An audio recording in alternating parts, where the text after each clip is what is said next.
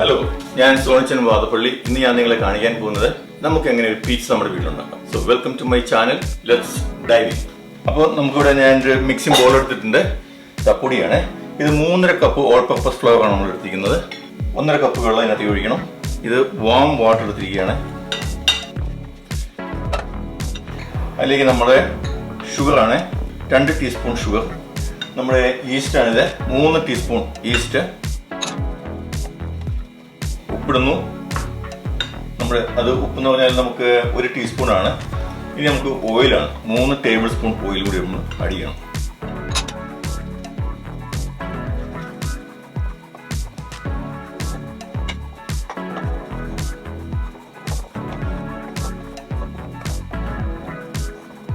നന്നായിട്ട് മിക്സ് ചെയ്യാം. ഇത് നമുക്ക് ഒരു 1 മണിക്കൂർ നേരം നമുക്ക് പ്രൂഫ് ചെയ്യാൻ വേണ്ടി വെക്കാം.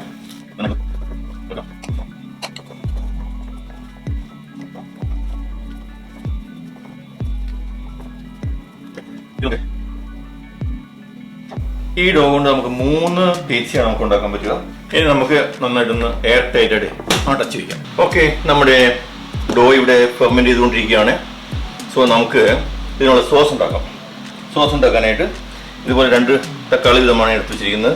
തക്കാളിനെ ഇതിപ്പം ഒരെണ്ണം പീസാക്കിയതാണ്. അതിലേക്ക് നമുക്ക് ഈ ബ്ലെൻഡറിലേക്ക് ഇട്ട് അടിച്ചു വെക്കാം.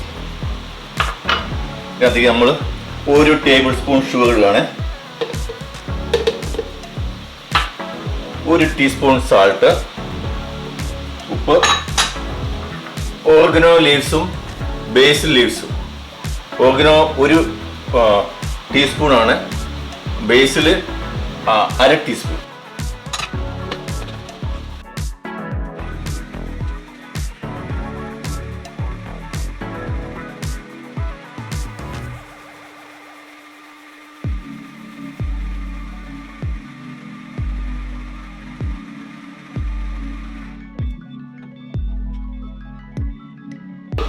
ഇതുപോലെ നമുക്ക് ഈ 2 സെറ്റും കൂടി നമുക്ക് ശരിയാക്കി എടുക്കാം. അപ്പോൾ ഇതൊക്കെയാണ് നമ്മുടെ ടോപ്പിംഗ്സ്. നമ്മുടെ സ്പിനച്ച് ടോപ്പിംഗ്സ് വരണം. പിന്നെ നമ്മുടെ പെപ്പറോണി, നമ്മുടെ സോസേജ്. ഇതുപോലത്തെ സോസേജ് ആണ് ഞാനിങ്ങനെ സ്മോൾ പീസായിട്ട് കണ്ടിച്ച് വെച്ചിരിക്കുന്നത് കേട്ടോ. ഇതാണ് സോസേജ്. പിന്നെ ഹണി, ഓക്കെ, ഡ്രസ്ഡ് വിത്ത് ഹണി, അടിപൊളിയായിരിക്കും. നമ്മുടെ പെക്രിനോ റൊമാനോ ചീസ്, നമ്മുടെ മസാല ചീസ്. ഇതാണ് നമ്മുടെ ഐറ്റംസ്. നമുക്കിനി പീച്ച ഉണ്ടാക്കാം. നമ്മുടെ ഡോ ഇവിടെ ശരിയായി കഴിഞ്ഞു.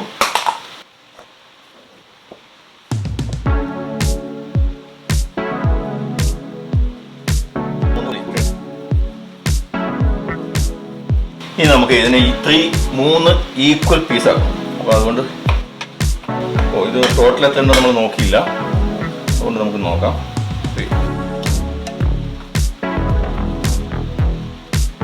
920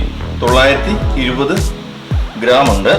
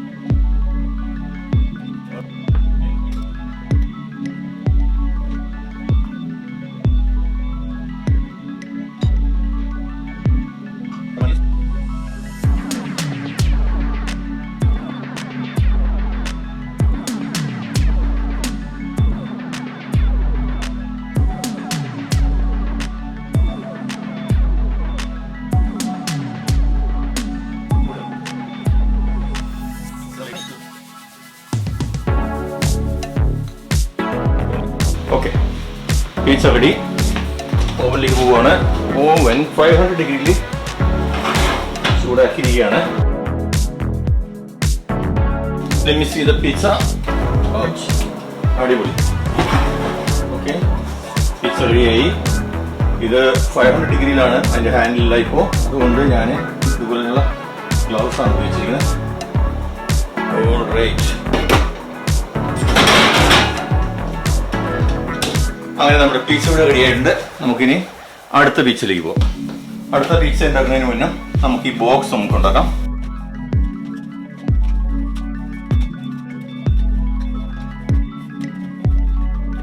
ഇതാണ് നമ്മുടെ പിസ്സ ബോക്സ്. ഇതുപോലെ ഒരു 2 കൂടി ഇനി ഉണ്ടാക്കിയെടുക്കണം. അങ്ങനെ നമ്മുടെ പിസ്സ ഇവിടെ ബോക്സിനകത്താക്കി നമുക്ക് അടുത്ത 2 പിസ്സ കൂടി നമുക്ക് ബേക്ക് ചെയ്തെടുക്കാം.